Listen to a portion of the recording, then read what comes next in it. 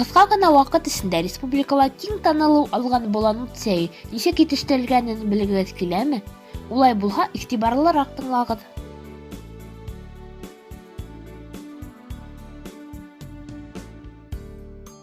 Улар иләк ялар дип уйлайһығыҙмы? Яңылышаһығыҙ, улар Боланут үләненең япрағын ялар. Ә ни өсөн уны Боланут үләне дип йөрөтәләр? Боланут, болан үләне дигәнде аңлата. Чөнки ут ул үлән, башҡортса ул үлән һүҙе.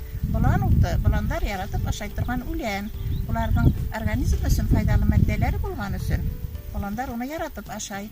Кешеләр өсөн дә бик файдалы. Уны сәй итеп эсергә мөмкин. Сәйгә ҡушырға ла мөмкин. Үҙен айырым ғына сәй итеп тә эсергә мөмкин. Без дә Боланут үләне йырға килеп, күрше Маҡар ауылынан килгән Риф бабайҙы осраттык.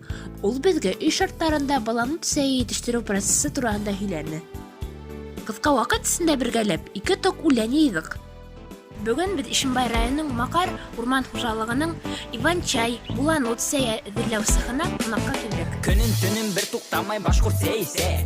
Сәйестен бөгөн әлбиттә сәйестен кисә. Ҡан йүгерә бик тиҙерәк беҙгә шул кәрәк. Сәйесмәгән башҡорт бармы йәтертеп күрһә. Мәтрүшкәне һенә һалып бесәндән арып. Сәйсергә ултырғанда донъяң торһон ары. Я оялып торма дуҫым, торма ҡыҙарып. Сәйсергә әйҙә. Сәй етештереү цехы етәксе Артур Альберт улына беҙҙе ҡыҙыҡһындырған һорауҙы бирҙек. Киләсәккә ниндәй маҡсаттар белән йәшәйһегеҙ? Біздің туған еребеҙҙә шифалы үҫемлектәр бик күп. Шуларҙы файҙаланып, киләсәктә республикабыҙҙың халҡына тәмле башҡорт сәйе эсерергә иҫәп бар. Йәйге ялығыҙҙы күңелле һәм файҙалы үткәрегеҙ. Иртәнсәктән кискәсә, көнө төнө сәйесәм. Сәй, сәй, мин сәйесәммен. Сәй, сәй,